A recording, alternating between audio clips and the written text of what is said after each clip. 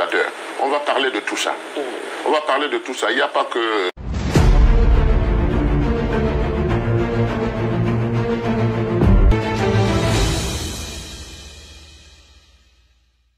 Salut les amis, Sambaka sort finalement du silence en disant qu'il n'a pas de leçon à prendre chez Anissé Kane. Et que même si Anissé Kane se prend la tête, il faudrait qu'il revienne sur ses sens. Je vous invite à suivre minutieusement cette sortie rendue à nos confrères de Africom. Écoutez-le. Le professeur Abaoyono, il y a beaucoup d'autres gens. Et quand j'ai entendu son discours de Paris, j'ai estimé que ce n'était pas la peine de faire ce communiqué. Bonjour Président Sambaka. Bonjour. De nouvelles discordes au sein du groupe de Douala. Le président Anissé Kane a décidé de la mise à l'écart de Jean Calvin Abaoyono après sa participation au meeting du MRC à Paris. Vous vous désolidarisez de cette sortie. Est-ce qu'on peut dire que le groupe de Douala vole en éclats? Pas du tout. Pas du tout. C'est un incident. Pas du tout. C'est un incident qui est dû au fait probablement d'une incompréhension parce que moi je sortais de Yaoundé et ce matin-là il m'a réveillé pour me dire qu'il a préparé un communiqué pour mettre de côté Abaoyono qui n'a pas respecté les règles et qui a présenté Maurice Kamto comme son candidat. Vous voyez? Et moi je lui ai dit il faut reporter ça le temps que moi-même je me fasse aussi une idée de la chose parce que je ne peux pas accepter de mettre une signature sur quelque chose que je n'ai pas vérifié. Donc M. Kane m'a dit non c'est urgent, il faut le faire tout de suite. Si tu veux j'enlève ton nom. J'ai dit ben oui enlève mon nom parce que je ne signe pas un document que je n'ai pas parcouru et on n'a pas discuté sur la chose. Donc il a fait son communiqué mais je me suis aperçu que ce communiqué était hâtif et qu'il n'avait même pas lieu d'être puisque j'ai rejoint le professeur Abaoyono à Paris et on s'est expliqué, je lui ai posé des questions d'usage, je lui ai dit que voilà, est-ce que dans ces discussions avec le professeur Kamto, il a introduit ce que nous recherchons, c'est-à-dire que les leaders se parlent entre eux et qu'on essaye d'avancer. Nous sommes en train de travailler avec le peuple, avec les élites, dans le Cameroun entier, mais les leaders eux-mêmes doivent se parler entre eux. Le professeur Abaoyono m'a affirmé que ça a été fait, donc je n'ai pas vu l'importance de se communiquer et je me suis retrouvé dans l'obligation de faire mon communiqué en me désolidarisant parce que lui il a signé pour le groupe de Douala et ça pouvait apparaître comme si tout le groupe était d'accord.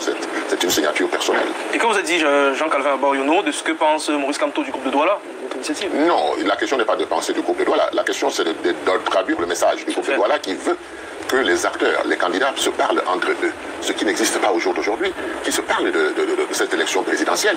Le tout n'est pas de venir dans les conventions, n'est-ce pas, et puis repartir chez soi. Non, il est question de voir quel est le plan qu'on met en marche pour qu'on ait une candidature forte. Mais pour cela, il faut parler. Donc, je peux dire que le professeur Abaoyono et le professeur Maurice Kamto ont des affinités. Qui de mieux dans le groupe que d'envoyer ou alors de laisser travailler celui qui a plus d'affinités? Vous comprenez? Mais quelle était la nature de l'arrivée de Jean-Calvin Abaoyono au sein du groupe de Douala? Parce qu'une conférence de presse avait été annoncée et la presse camerounaise a découvert avec grande surprise que sur le panel on avait Sambaka, Anissé Kane et Jean-Calvin Abaoyono. Est-ce que vous avez vraiment échangé de différents contours concernant ce que vous recherchez et de l'impossibilité pour l'un ou l'autre membre d'afficher ouvertement son soutien à un éventuel candidat à l'élection présidentielle? Oui, je dois d'abord dire que le groupe de Douala soutient tous les candidats. Maintenant, il veut créer une dynamique pour que les candidats se parlent et qu'on arrive à une forte candidature. Que les gens puissent se parler, se comprendre, à la limite même de mettre en place un programme commun. Donc ça, c'est là où nous voulons arriver. Maintenant, à côté de ça, il y a le peuple qui demande depuis plus de 30 ans de voir une équipe à la place des individus qui divisent les voix. Donc c'est tout à fait normal que nous allions chacun, comme il peut, vers un candidat, discuter avec ce candidat pour lui montrer le bien fondé de la chose. Nous n'avons pas interdit à un candidat de se présenter. Vous savez, les stratégies politiques peuvent se faire même à la dernière minute. Mais il faut déjà se connaître. Il faut déjà parler ensemble. Donc pour moi, c'était précipité ce communiqué. Est-ce que vous ne pensez pas quand même que c'est difficile aujourd'hui de porter le message de l'union quand on sait que votre propre dynamique a connu d'abord le départ de Henriette Ekoué, ensuite la mise à l'écart par Anissé Kane d'Elimbi Lobet, la mise à l'écart de Jean-Calvin Abaoyono? Est-ce que ce n'est pas difficile de continuer à porter ce message? On voit bien que vous souhaitez montrer que ça ne vole pas en éclats, que tout y est encore. Non, mais dans les prochains jours, vous allez vous apercevoir que ça ne vole pas en éclats. Vous ne pouvez pas imaginer le nombre de gens qui sont pour la dynamique, cette dynamique.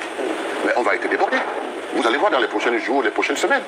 Donc on est face à une histoire qui prend.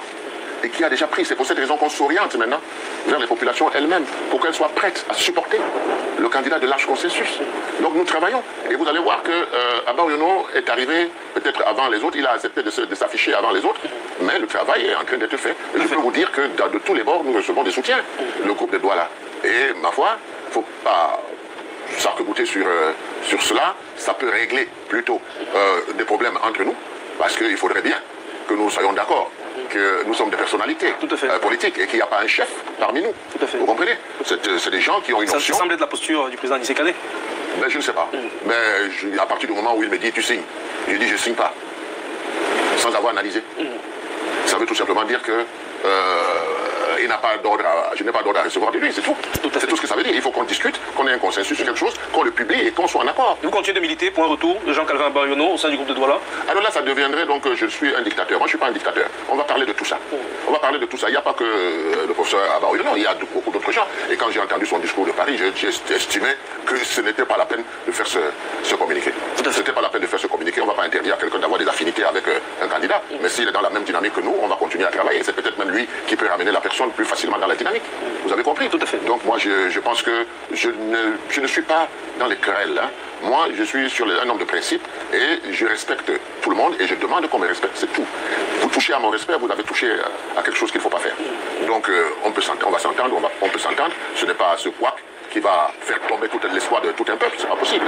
On continue. Et je peux vous dire que dans les prochains jours, vous allez vous rendre compte qu'on ne parlera pas que de Sambaka et d'Anissé Kane, ou Abba Oyono, on sera très nombreux, n'est-ce pas, et dans les 10 régions du Cameroun à travailler pour ce projet. Merci Président Sambaka. C'est moi qui vous remercie.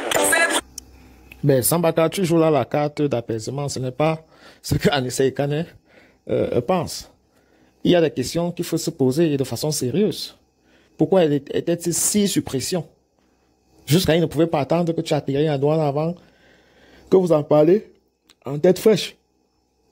Pour toi, ça semble être quelque chose de banal. Mais ça en dit beaucoup plus sur les motifs. Ça, c'est d'un. De deux, pour lui, la porte est définitivement fermée. Et s'il devait avoir un retour, Elie Mbilobe également devrait profiter de cette jurisprudence-là pour demander son retour. Et nous fait comprendre que eh bien, ça va bouger dans tout le pays, selon la dictée du groupe de Douala. Dites-vous bien que si Abba Oyono claque la porte, c'était bon pour moi, hein. Parce que vraiment, vous avez choisi, toi et Anissé Kane, aller de congrès en congrès, dicter la leçon de l'opposition. Voilà, on ne peut pas forcer deux femmes qui aiment un mari à s'aimer, hein. Voilà. Si l'opposition juge que chacun à son niveau sacrifie trop pour voilà, céder un fauteuil de Premier ministre ou alors de président de l'Assemblée nationale à l'autre, eh bien, qu'ils aillent en rang dispersé et qu'on verra le retour. Donc, tu présentes l'affaire d'une façon diplomatique, mais elle me semble plus compliquée que ça. De toute façon, on a aussi un très riche panel ici. Dans les commentaires, j'aime bien lire ce que vous pensez. Et à très bientôt. God bless.